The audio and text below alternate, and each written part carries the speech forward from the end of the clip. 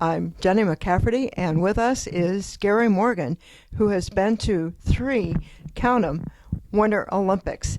And he's holding something that looks like it might have something to do with the Winter Olympics. What's that? Hello, everyone.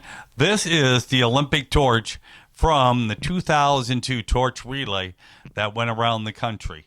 I ended up carrying this for a segment, which was about 1 kilometer, in Garden City, January 7th, 2002.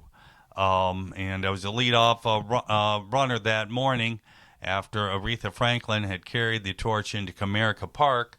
So that morning I got to carry this, and I didn't know what to expect, but I was greeted with 1,000 people at the park, Garden City High School band, and all the major TV stations talking to me about running with a torch and my Olympic experience.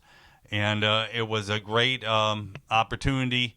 And, of course, 60 days, about 40 days later, it rolled into Salt Lake. And everybody asked about how the torch relay works. About 10,000 people carry a torch. And you are offered to buy your torch that you carried. It was around $300, which I did. And so I still have it. And I take it to lots of schools and public functions just to have people have a touch of the Olympic Games. And they can take pictures with it. And we will have another torch relay around the country in 2028, hardly only 6 years away, when LA hosts the games back in 2028. So that's the story with this torch right here. And we'll talk about a few things about Beijing. The question I have for you is, what was your Olympic experience that let you be the one to carry the torch? Now my really wasn't the winter experience. I competed in the 1988 Olympics, and obviously 20K walk. So with the Olympic title with my name, I ended up carried the Olympic torch in 1996 when it came through Detroit area in Dearborn, and that's when the Olympics were.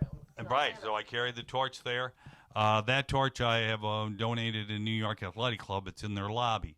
And to get to carry this torch, it was a kind of a fluke. They weren't. I wasn't really on the list, but some friends of mine said, "Do you work for General Motors? You're an Olympian. You should be carrying a torch." And General Motors was the car sponsor of the relay. They're the ones who were leading and carrying the torch, carrying everybody around for the 90-day tour of America. And so I I talked to Leroy Walker, who was former president of USOC, and he said, "I know somebody at General Motors, Rick Wagner." He said, "I went to Duke Business School." He was the CEO of General Motors, and he made a little call, and next day I got a little email saying you'll be carrying the torch in Detroit area. We'll give you the details when it comes up in the next 30 days. So that's how it all happened, and that's how I got assigned that spot and everything. So it all kind of worked, and it was an exciting day. It was my birthday also. Okay. So it was an exciting day. I just remember the Detroit newscaster saying, he introduced me, and we got the electric, we have the Gary Morgan with his electric life here carrying the Olympic torch. So anyway, it was a fun day to say.